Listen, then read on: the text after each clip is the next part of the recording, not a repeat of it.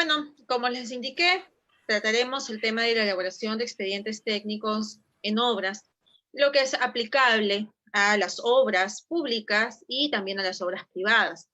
Conocemos que las obras públicas, digamos que las más comunes, ¿no?, se rigen por la Ley de Contrataciones del Estado y su reglamento, aunque hay otros mecanismos de ejecución o de inversión que aplican directivas u otra normativa para la ejecución de las obras.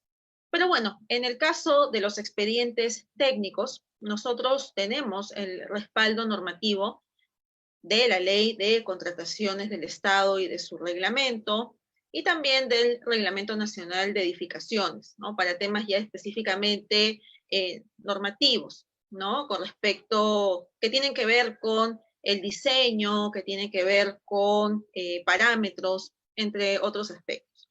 Las obras privadas, si bien es cierto, están basadas en un contrato entre dos partes, se rigen también por muchos aspectos dados en la Ley de Contrataciones del Estado y su reglamento, porque precisamente se celebran contratos entre un cliente y una empresa constructora, ¿no?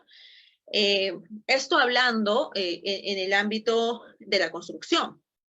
Bueno, sobre los expedientes técnicos, lo que debemos entender es que en general se trata de un documento que se elabora, tiene un plazo de elaboración y es elaborado por un consultor o una empresa de consultoría, ¿no? Para poder proporcionárselo al cliente o a la entidad interesada. Vamos a ver a lo largo del desarrollo de esta clase que también existe la posibilidad de que el ejecutor de la obra pueda elaborar el expediente técnico bajo algunos mecanismos de contratación. Bueno, sobre los aspectos administrativos de la obra, el expediente técnico está enmarcado, digamos, en el conjunto de aspectos administrativos que se ven en una obra de construcción, ¿no? En este caso, bueno, he citado la obra pública, que es nuestro referente, ¿no?, nuestro referente base. El expediente técnico es el documento madre de una obra de construcción. Es requisito para el inicio del plazo de ejecución de obra, según la Ley de Contrataciones del Estado y su reglamento. Este expediente técnico, como lo vamos a ver, contiene toda la información que va a ser ejecutada, por así decirlo, o se va a tomar para ejecutar la obra de construcción, ¿no? Contiene todos los aspectos de carácter técnico, incluido el carácter normativo, aspectos económicos, incluye también los criterios de calidad a seguir, y bueno, cuando veamos sus componentes, vamos a entender mucho mejor la estructura del expediente técnico. Existe una responsabilidad directa del residente de obra por velar y actuar para el cumplimiento del expediente técnico, y de igual manera poder registrar aquellos aspectos que hagan que en el transcurso del plazo de ejecución el expediente técnico de cierta manera se vea modificado, ¿no? Vamos a ver en qué términos se va a dar estas modificaciones. El residente de obra, como lo indiqué, tiene esta gran responsabilidad y se apoya, ¿no?, por así decirlo, ¿no?, si queremos ver el trabajo de la supervisión o inspección y de residencia como un trabajo conjunto, porque al final ambos persiguen el mismo objetivo, ¿no? Pero el inspector o supervisor de obra es el otro actor, el otro líder dentro del proyecto de construcción, dentro de la obra, que vela porque también se cumpla el expediente técnico de obra, pero desde otro ángulo, por así decirlo, ¿no? Tiene un papel más de fiscalización, de control hacia el ejecutor mismo. ¿no? Representado por el residente. El cuaderno de obra es un documento formal que se encuentra siempre dentro de la obra de construcción. Es un documento que, como podemos saber, ¿no? O recién estar familiarizándonos con esto, es un documento que es, o mejor dicho, tiene carácter legal, porque se legaliza notarialmente o mediante un juez de paz. Y este cuaderno de obra puede ser escrito o mejor dicho, el residente o el supervisor, solamente esos dos actores pueden hacer las anotaciones en el cuaderno de obra relacionadas a los hechos que se den durante el plazo de ejecución de la obra. En ese marco hay algunas situaciones, acontecimientos que van a cambiar la figura de nuestro expediente técnico inicial. Y precisamente para poder entrar o iniciar este proceso de modificación es que se realizan las anotaciones de acuerdo a lo indicado en el reglamento de contrataciones del Estado. Se inician las anotaciones en el cuaderno de obra. Digamos que es el primer documento donde se registran estas solicitudes, ya sea de adicional o se manifiesta la necesidad de un adicional, por ejemplo, o se solicita una ampliación de plazo, o de repente se registra información acerca de un acontecimiento que ha ocasionado una paralización, en fin, diversas situaciones que finalmente van a derivar en algún tipo de cambio que va a devenir en una modificación al expediente técnico. Bueno, con respecto al tema de los adelantos de la obra, se trata de un aspecto administrativo relacionado con lo económico que brinda al ejecutor de la obra la oportunidad de disponer de un capital inicial para la ejecución de la misma a través del adelanto directo, cuyo máximo valor es el 10% del monto del contrato. O también tenemos el caso del adelanto para materiales, que puede ser de hasta el 20% del monto del contrato original, ¿no? Y se brinda para que el ejecutor pueda adquirir sus materiales, los materiales que sean necesarios para el cumplimiento, pues, de la obra. Cabe resaltar que la entrega del adelanto directo, hablando del adelanto directo solamente, es un requisito, ¿no? Para el inicio de la obra, ¿no? Y en ese marco, ¿no? Conociendo que hay aspectos necesarios para poder dar inicio a la obra, todo eso también se ve registrado en el cuaderno de obra. Eso es importante recalcarlo. Cuando inicia una obra de construcción, además de poder emitir un acta suscrita por todos los presentes, un acta de inicio de la obra, se hace la respectiva anotación en el cuaderno de obra y se indica cuáles son aquellos requisitos que se están cumpliendo, ¿no? Y uno de ellos también, pues, es que el ejecutor cuente con el expediente técnico para la construcción. Cabe resaltar que el tema de los adelantos se basa precisamente en el expediente técnico. Para poder calcular cuál es el monto máximo que un ejecutor puede solicitar para el adelanto directo, pues se remite al expediente técnico y calcula máximo el 10% del monto del presupuesto. Y con respecto al adelanto para materiales, se va a basar en cuáles son los materiales que va a necesitar según el cronograma, en primer lugar, el cronograma valorizado de la obra, que nos va a dar luces acerca de cómo se proyecta que la obra de construcción va a ejecutar sus gastos. Y esto puede ser directamente relacionado con la ejecución de los materiales necesarios para ejecutar esas partidas. Entonces, conociendo esto, es que mediante las fórmulas pertinentes dadas por la normativa y los procedimientos dados por la normativa, se puede calcular también cuál es el monto máximo que requiere el ejecutor para iniciar la obra, este monto relacionado con el adelanto para materiales.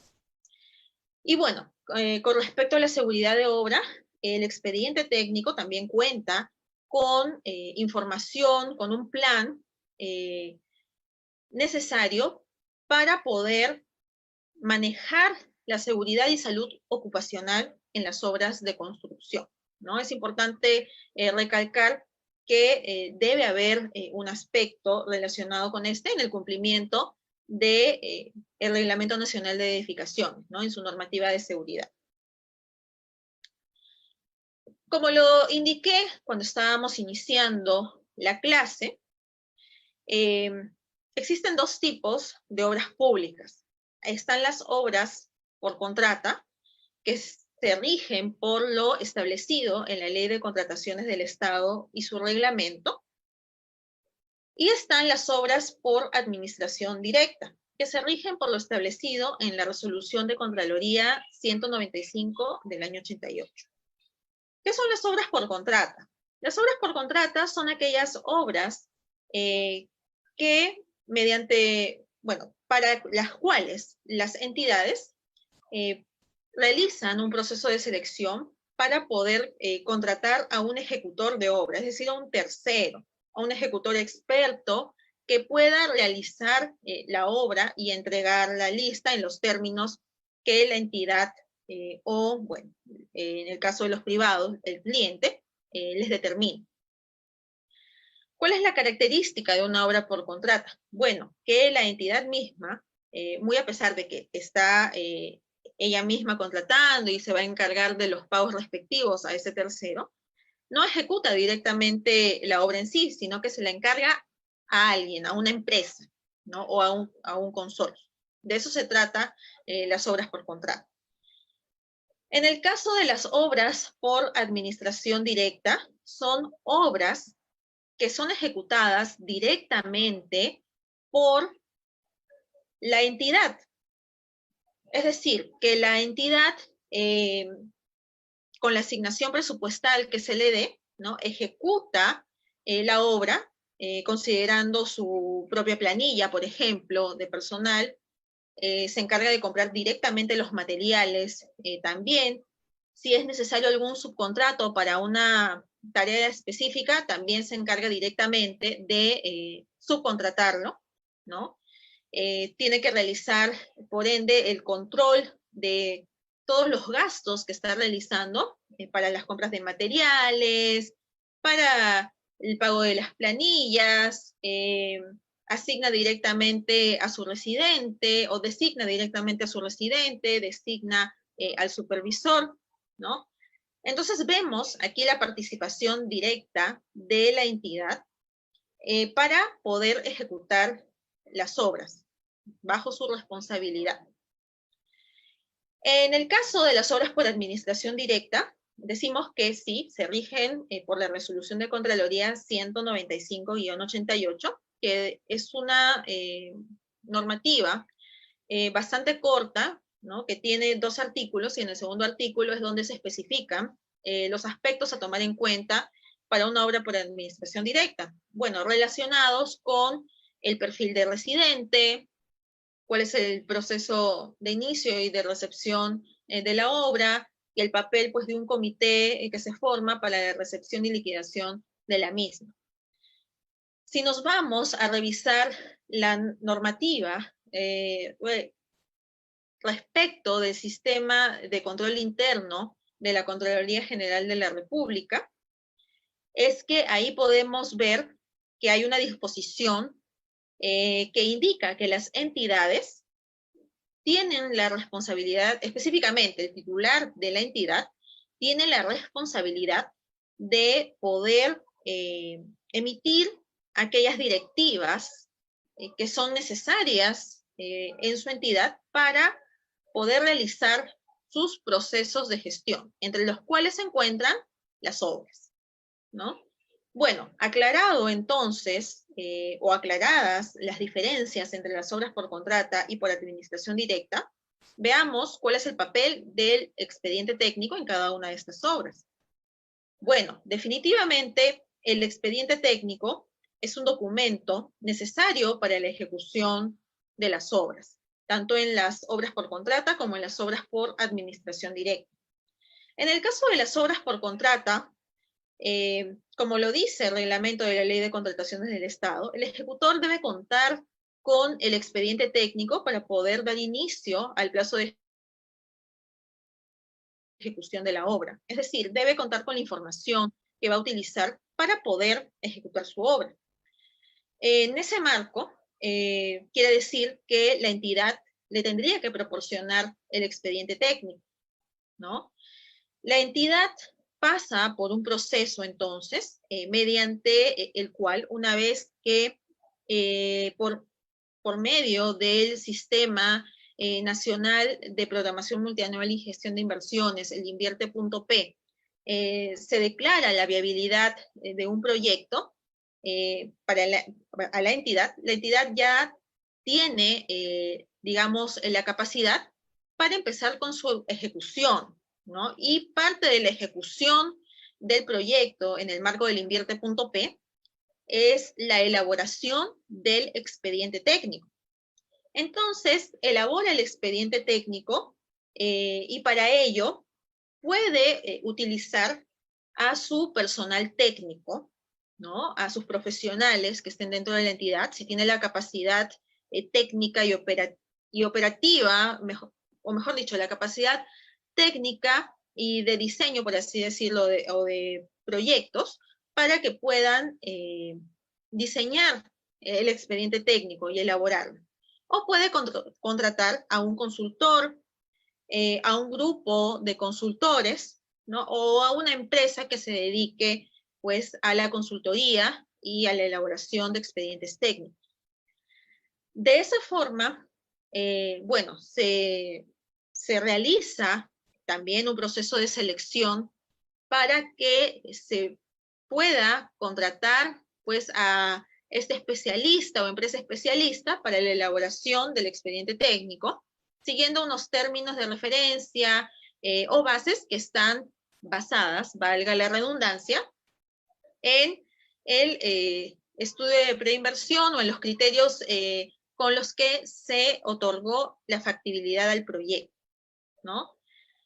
En ese marco, pues una vez que se otorga la buena pro, pues se elabora el expediente técnico, ya sea por el consultor, consultores o la empresa de consultoría, y se tiene ya un documento, ¿no? El cual es revisado por la entidad, ¿no? Y la entidad hace las verificaciones pertinentes con la finalidad de poder emitir su conformidad y una resolución de aprobación. Solo en ese momento es que puede convocar a un proceso de licitación para la ejecución de la obra, es decir, para poder elegir al contratista, ¿no? En el caso de las obras por contrato, ¿no? Que estamos tratando. Cuando hace ese proceso de selección, ¿no? En este escenario en el que nos estamos situando, ¿no? Brinda las bases de contratación, ¿no? De repente algún término de referencia, y también se otorga el expediente técnico para que, en base al expediente técnico, el ejecutor o los postores, mejor dicho, puedan elaborar sus propuestas técnico-económicas. Y con ello, ¿no? Vemos que hay una oportunidad, ¿no? En ese momento, por parte de los ejecutores, o mejor dicho, por parte de los postores y evidentemente el futuro constructor de la obra o ejecutor de la obra, ¿no? Que va a ser uno de los postores, ¿no? El que gane la buena pro. Hay una oportunidad entonces en la que ellos cuentan con el expediente técnico para poder formular sus propuestas técnico-económicas, y es una oportunidad en la que ellos pueden revisar el expediente técnico, pueden emitir algún comentario, observación, consulta sobre el mismo, en el marco también de las observaciones que se puedan hacer a las bases, ¿no? Porque parte de las bases sería, pues, este expediente técnico. Y estas observaciones, consultas, van a ser subsanadas en un plazo determinado por la Ley de Contrataciones del Estado, ¿no? Y van a formar parte de una primera actualización, probablemente, del expediente técnico. Vemos entonces la oportunidad, ¿no?, que tiene el ejecutor desde ese momento de poder revisar el expediente técnico de una manera muy exhaustiva, por así decirlo, porque se trata pues de la ejecución o la probable ejecución de una obra, ¿no?, sobre la que él está interesado, ¿no? Y bueno, una vez que ya culmina el proceso de selección, puede haber también alguna etapa en la que hay algunos ajustes, ¿no?, en el mismo expediente técnico hasta obtener el expediente técnico para la construcción, que digamos es la versión que ya se le otorga al contratista para que pueda ejecutar la obra, iniciar en ese caso su plazo de ejecución. Vamos a ver, ¿no?, que además de este escenario que les he platicado, existen otros escenarios en los que el ejecutor no va a contar con el expediente técnico de la obra, sino que va a ser parte de los componentes de su contratación, ¿no? Pero eso lo vamos a ver más adelante. En el caso de las obras por administración directa, si bien es cierto, la entidad ejecuta la obra directamente, con respecto al expediente técnico, la situación no es tan distinta a la que he narrado, debido a que la entidad tiene la responsabilidad de elaborar el expediente técnico, más aún en este caso, porque la misma entidad es quien lo va a ejecutar.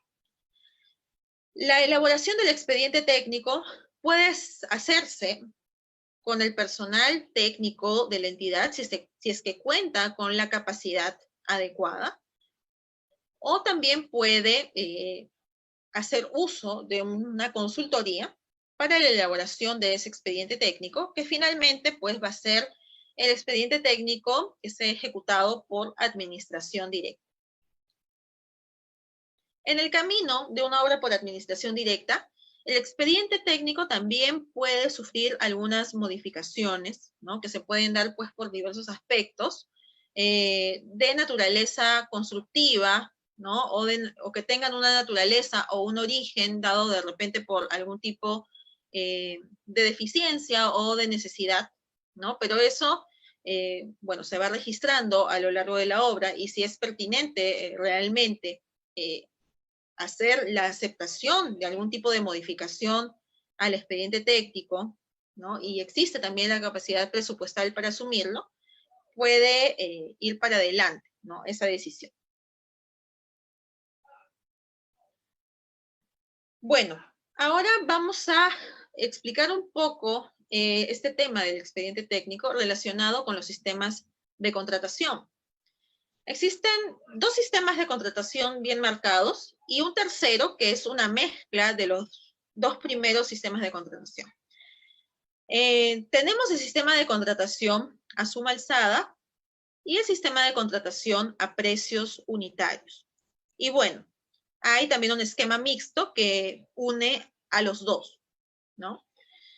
En primer lugar, el sistema de contratación a suma alzada es un sistema de contratación mediante el cual la entidad o la empresa privada cierra un contrato con el ejecutor, conociendo los metrados, es decir, la cuantificación de lo que se va a hacer, cuánto trabajo se va a hacer, y conociendo los precios unitarios, bueno, que el mismo ejecutor propone, ¿no?, de acuerdo a los precios que maneja, sus precios de mercado.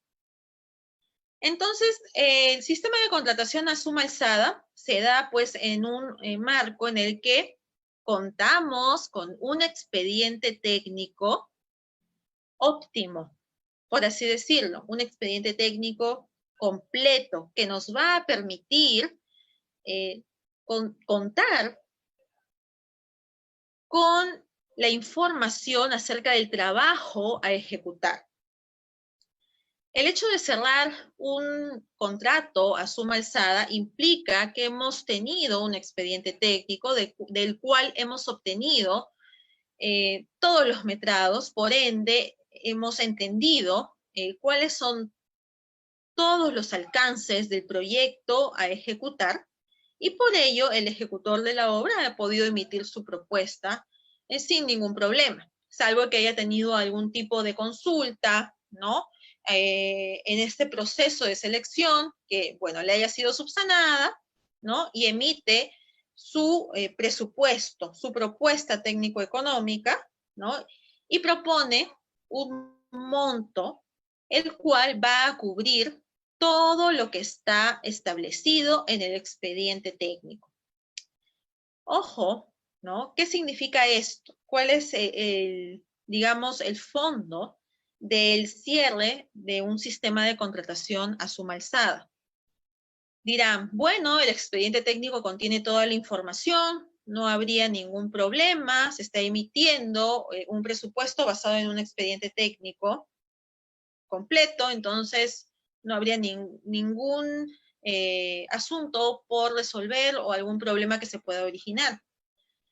Sin embargo, por eso les mencionaba, ¿no? Cuando hemos hablado en el slide anterior acerca de esta oportunidad que tiene el ejecutor de contar con el expediente técnico previo al inicio de la ejecución de la obra, incluso mucho más antes, durante este proceso de selección, es una oportunidad de oro porque puede detectar alguna deficiencia, omisión, si tiene una duda, puede emitirla para que le sea resuelta, con la finalidad de que cuando emita su propuesta técnico-económica, no sucedan circunstancias en las que él omita luego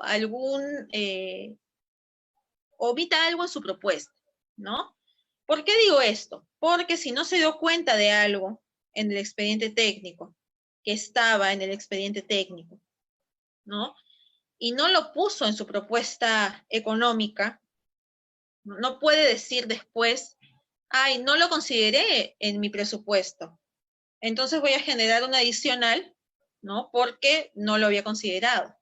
Eso no puede hacer. El hecho de que haya cerrado un suma alzada implica que todo lo que está establecido en el expediente técnico tiene que ser cumplido con el monto que él ha propuesto.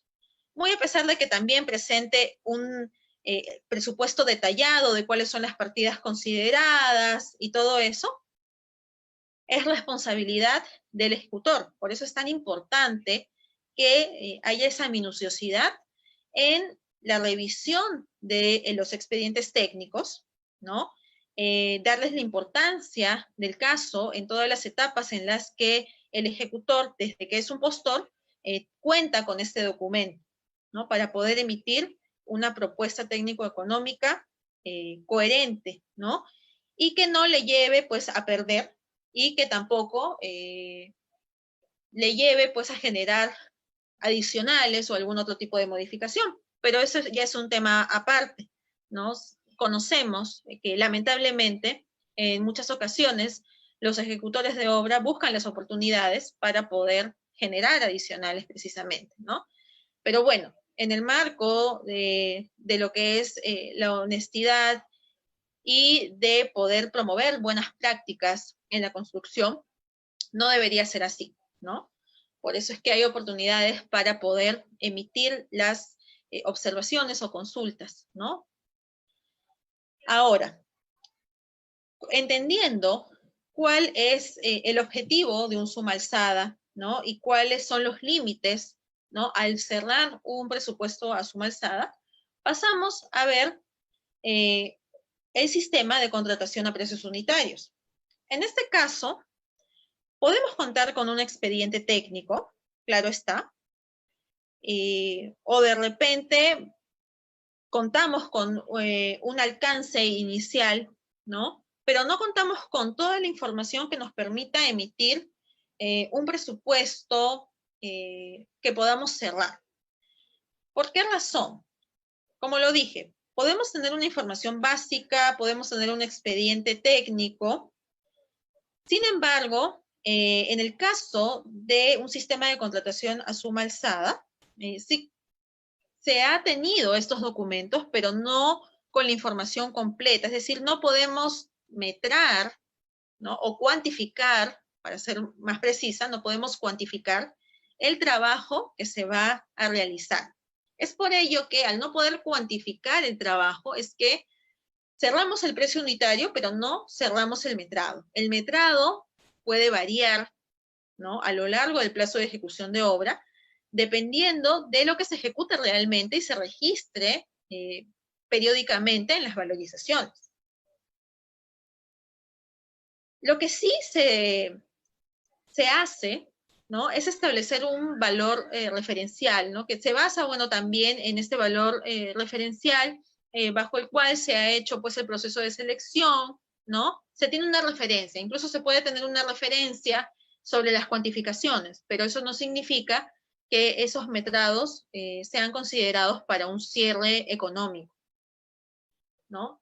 Entonces, en el sistema de precios unitarios vemos que el expediente técnico puede estar, pero tiene deficiencias de información que son conocidas por ambas partes y no constituyen necesariamente una deficiencia de calidad, ¿no?, o de procedimiento, ¿no? Es mejor, más bien es una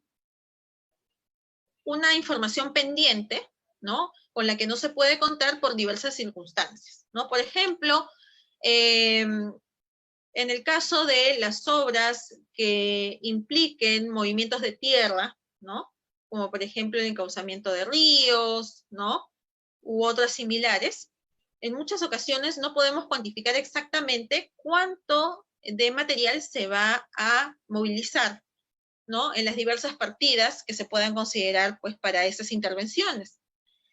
Ese es el caso de las obras a precios unitarios, ¿no? No podemos conocer de primera o a primera instancia, en primera instancia, no podemos conocer cuáles son los metrados a considerar. Pero sí, el ejecutor puede emitir sus precios unitarios basado en su experiencia, basado también en el desglose de los insumos que va a requerir para cada actividad, ¿no? ¿No? Que se basa pues también en los rendimientos que maneja, ¿no? Entonces, emitidos pues una referencia, a lo largo del plazo de ejecución de las obras, en el caso del sistema de contratación a precios unitarios, los metrados referenciales que hemos tenido al inicio pueden variar y se pueden dar mayores o menores metrados, ¿no?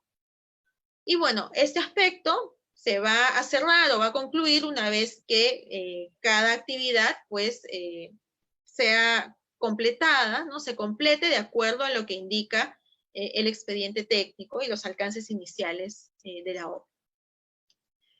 Con respecto al sistema de contratación mixto, este esquema mixto, es la unión tanto de un suma alzada como de los precios unitarios. En este caso, contamos con un expediente técnico que puede tener una información bastante avanzada con respecto a la cuantificación de lo que se va a trabajar. Sin embargo, va a haber algunas partidas, algunas actividades, las cuales no puedan ser cuantificadas. Y se va a indicar que se está considerando un metrado referencial, ¿no? En ese caso, pues, se cierra un esquema mixto, considerando una contratación a suma alzada, el conjunto de partidas sobre los cuales tenemos conocimiento completo, ¿no? Y cerramos los precios unitarios de aquellas partidas de las cuales, de las cuales exactamente no contamos con sus metrados. Entonces, entendiendo los sistemas de contratación, hemos podido ver cuál es la relación también de los expedientes técnicos en cada uno de ellos, ¿no? hemos esbozado también nos hemos introducido un poco a cuáles podrían ser aquellas modificaciones al expediente técnico que se podrían dar en el marco pues, de estos sistemas de contratación, ¿no? Por ejemplo, en el caso de un suma alzada, podrían darse adicionales de obra. En el caso de los precios unitarios, se podrían dar también adicionales, como también se podrían dar mayores y menores metrados, ¿no? Y modificar así el expediente técnico. Y entre otras modificaciones al expediente técnico relacionadas con temas de tiempo, temas de ampliaciones y otros cálculos. Y con esto nos vamos a revisar el aspecto de gestión económica de la obra. La gestión económica de la obra se basa en procesos que precisamente buscan hacer un seguimiento y un control sobre un plan establecido para la gestión precisamente del aspecto de dinero, ¿no? Del flujo del dinero en las obras. Conocemos que en las obras de construcción, tanto en el caso de las obras por contrata como en el caso de las obras por administración directa, va a haber una ejecución del gasto. En el caso de las obras por contrata, este gasto se va a ver manifestado en las valorizaciones, las cuales van a ser pagadas al contratista periódicamente, ¿no? De acuerdo a lo que rige en el reglamento de la Ley de Contrataciones del Estado, ¿no? Que nos establece plazos, ¿no? Nos establece ciertas disposiciones para la emisión de valorizaciones y para su respectivo pago. Y en el caso de las obras por administración directa, la ejecución del gasto también se va a ver periódicamente, ¿no? La misma periodicidad que se utiliza para las valorizaciones, ¿no? Y se va a tomar en cuenta para rendir las cuentas, ¿no? Y además de ello, va a haber una rendición de cuentas con respecto a las adquisiciones que se hacen y a los pagos de planillas y otros conceptos que las entidades van a hacer directamente. ¿Y qué tiene que ver el expediente técnico con la gestión económica de la obra? Bueno, tiene mucho que ver porque precisamente en el expediente técnico están varios aspectos que van a formar parte de este plan de gestión económica de la obra. Cuando hablo del plan de gestión económica de la obra, quiero recalcar que no es un documento o un entregable que esté definido en algún tipo de normativa o ley, ¿no? Hablo en el marco de la gestión, ¿no? En el marco de la gestión, ¿no? Nosotros tenemos que tener un plan, ¿no? De hecho, muchas empresas constructoras manejan un plan de trabajo para las obras mismas, en el que generalmente la mayor incidencia de su planificación va por el lado técnico, el lado de calidad, ¿no? Y bueno, también es importante mencionar en ese plan cómo es que se va a manejar pues el tema económico. Nosotros tenemos en la ley de contrataciones, en el caso de las obras públicas, muy claro cómo es el manejo de todos estos aspectos que hacen que se dé el flujo de dinero en las obras, ¿no? Por ejemplo, el caso del que ya les hablé, de los adelantos de la obra y las amortizaciones de adelantos, ¿no?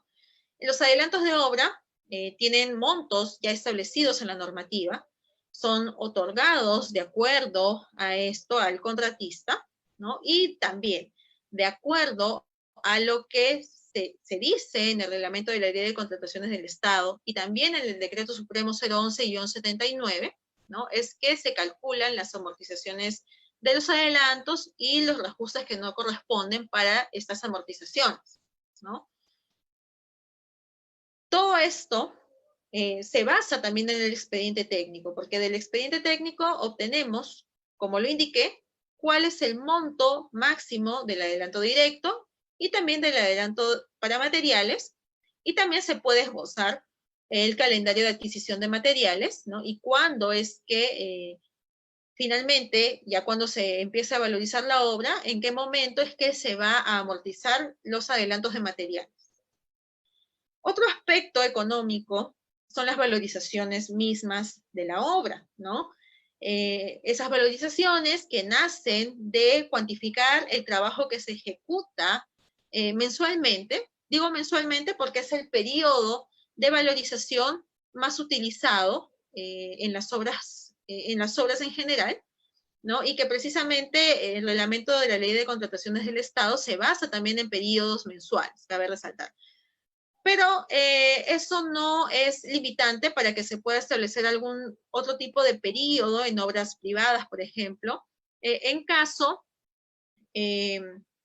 la obra tenga un plazo muy corto, ¿no? Y se tenga que manejar periodos más pequeños para valorizar.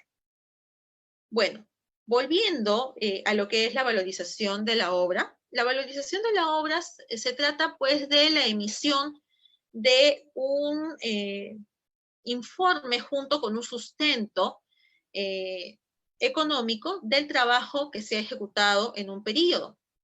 Lo vamos a obtener con los precios unitarios que se han cerrado y el metrado ejecutado, ¿no? En el caso de las obras a precios unitarios, consignaremos el metrado real ejecutado, y en el caso de las obras por contrata, vamos a consignar efectivamente el metrado que se ha ejecutado con la condición de que ese metrado en algún momento va a tener un límite, va a llegar a un 100% del metrado que se consignó en el contrato, ¿no? Esa es la única diferencia.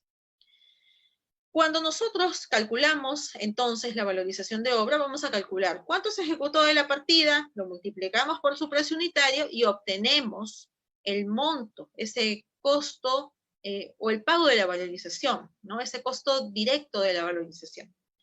Pero a este costo le debemos hacer ciertos cálculos, ¿no? Para obtener el monto a pagar finalmente el contratista. En primer lugar, se le tiene que reajustar, ¿no? Y precisamente ese es otro aspecto económico que está establecido también en el expediente técnico. La fórmula de reajuste o la fórmula polinómica que se basa en la estructura del presupuesto de la obra. El monto de la valorización es reajustado utilizando el factor de reajuste resultante de acuerdo a la fórmula polinómica que se ha utilizado, ¿no? Eso lo vamos a ver más adelante, vamos a explicar un poquito más a fondo el tema de la fórmula polinómica. De esa manera calculamos una valorización reajustada, pero además de ello hay que incluir en el cálculo la amortización del adelanto directo hasta que se amortice pues todo el monto que se otorgó y la amortización de los materiales en los momentos pertinentes, ¿no? Según el calendario de adquisición. De igual manera, si hubiese algún tipo de deductivo que esté vinculado a un adicional, ¿no? O un deductivo de alguna partida que no se va a ejecutar, se considera. Pero también hay deductivos que están relacionados con las amortizaciones de los adelantos, ¿no? Porque si es que ya se amortizó un adelanto, no cabría reajustar el monto por ese otorgamiento. Entonces, hay un deductivo que hacer en el cálculo del pago de la valorización, ¿no? Cada periodo en el que se siga amortizando el adelanto, ¿no? De igual manera con el adelanto para materiales. Y bueno, luego de todas esas consideraciones, y bueno, de considerar además los costos indirectos, que también son parte de la estructura del presupuesto, costos indirectos representados por los gastos generales y las utilidades en el caso de las obras por contrata, y en el caso de las obras por administración directa, existen gastos administrativos, también existen, en algunos casos hay gastos generales, ¿no? Que también son considerados como costos indirectos. Y lo que sí, en el caso de las obras por contrata se considera el impuesto general a las ventas porque se trata pues de un acuerdo, de una venta, de un servicio, ¿no? La obra es un servicio junto con una provisión, por así decirlo, ¿no? Entonces hay que aplicar el IGB. Y de esa manera es que se obtiene el monto a pagar al contratista en cada periodo, ¿no? O el monto que se va a declarar por parte de una entidad en cada periodo. Vemos entonces que la información que vamos a manejar para poder elaborar las valorizaciones se basa en información que se nos ha sido brindada a través de un expediente técnico. Por otro lado, tenemos otros aspectos como los adicionales, los deductivos y, bueno, lo que les hablé, los reajustes. En el caso de los adicionales evidentemente no se encuentran en un expediente técnico inicial. Es más, no se espera que se tenga que generar un adicional. Los adicionales surgen por diversos motivos y de acuerdo al reglamento de la Ley de Contrataciones del Estado, hay ciertas condiciones que se tienen que cumplir para que un adicional pueda ser aprobado como tal. Bueno, pero en el caso pues que se dé un adicional, ¿no? Los adicionales existen, se aprueban, ¿no? ¿Y qué tiene que ver el expediente técnico con esto?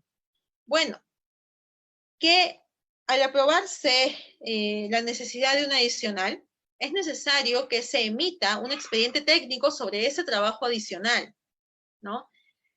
Podemos llamar expediente técnico, o en el caso de que la intervención sea menor, expedientillo, por así decirlo, pero es un expediente que sustenta el trabajo a realizar. Es un expediente que contiene los aspectos particulares para esta obra adicional, ¿no? Los cuales van a ser seguidos durante la ejecución de esta obra adicional en el marco, pues, del contrato general, ¿no? De la obra principal. Ahí ya vamos viendo cuáles dos tipos de expedientes técnicos, ¿no? Uno de la obra principal y un expediente técnico que correspondería a los adicionales que se puedan generar, ¿no? Ya vamos diferenciando. Cabe resaltar que no necesariamente las condiciones cerradas en un contrato de obra principal son las mismas que se van a seguir para el cierre de un adicional de obra. Probablemente haya consideraciones dentro de los análisis de costos unitarios que sean distintas a las condiciones que se tomarán en cuenta para los análisis de costos unitarios del expediente técnico de la obra principal. Por otra parte, la fórmula polinómica no necesariamente es la misma que se utilizó en la obra del contrato principal.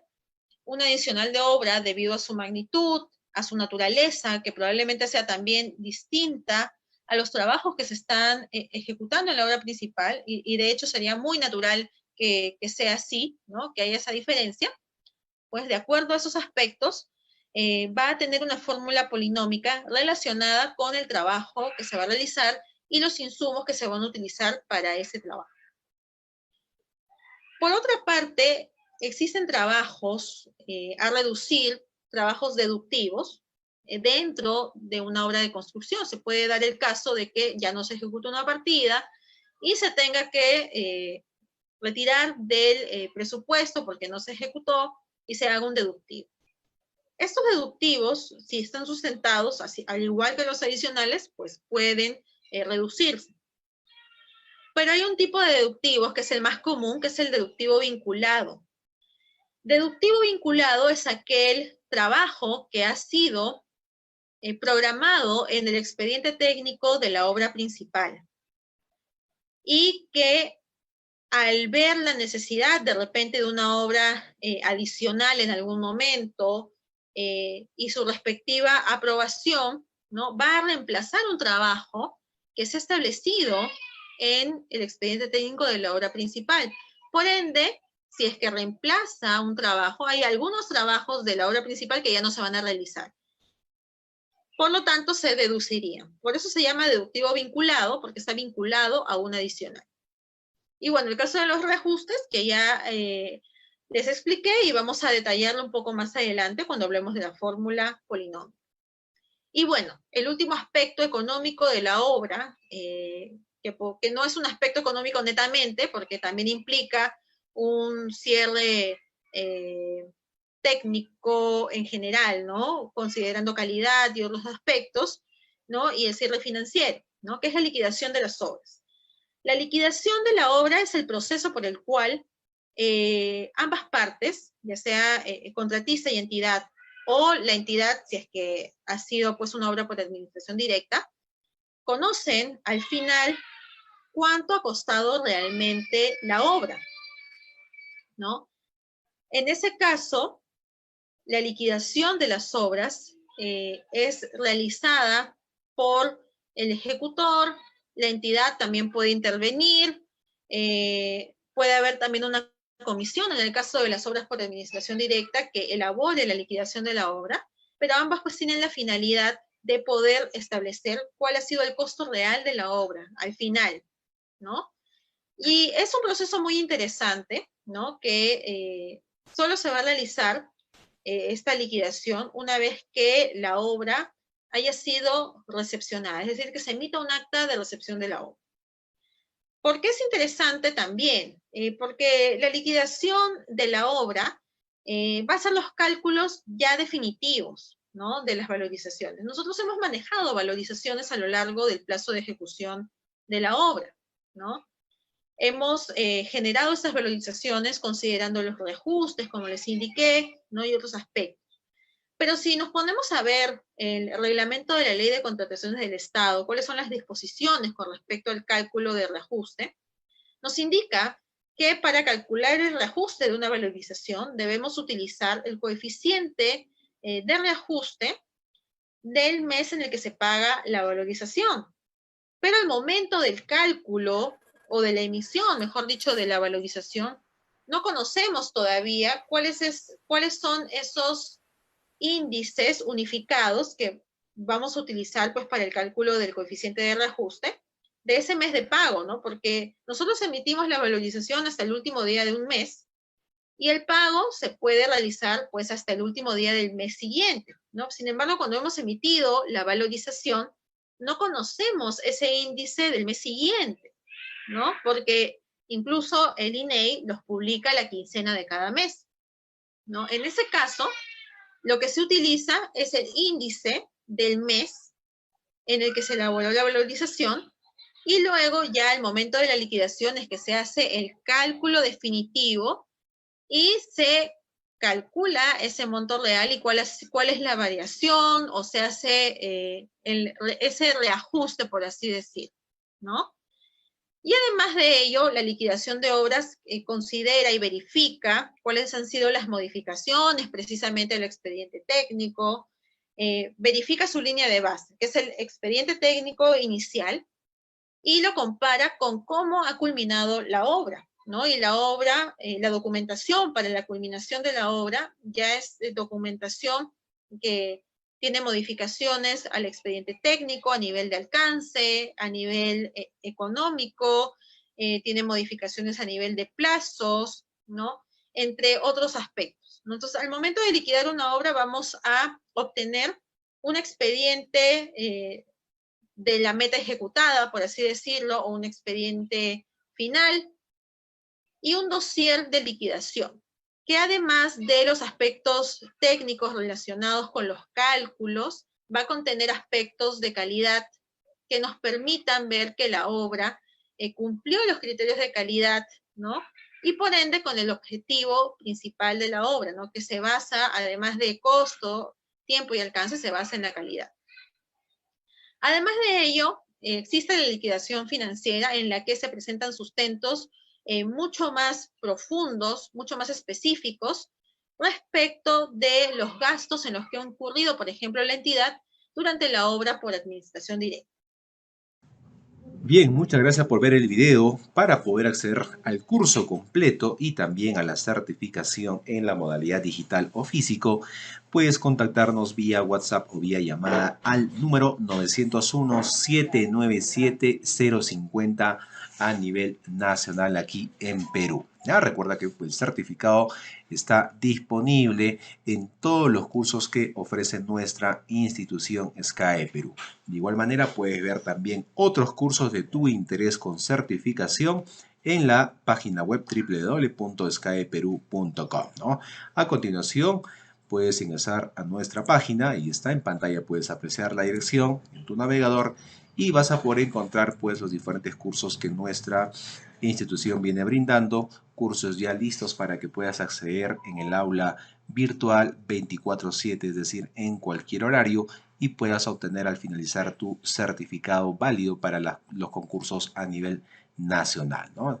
Aquí en la parte central está el botón de ver más cursos, es decir, si quieres realizar la búsqueda de algún curso, solo debes de darle clic al botón y en la parte superior derecha, aquí en buscar cursos, ingresar el término o la frase completa del curso de tu interés. Bien, recuerda, somos SCAE Perú, estamos atendiendo a nivel nacional. Una vez más, repetimos el número de WhatsApp para que te puedas contactar, 901-797050, para atenderte vía WhatsApp o llamadas.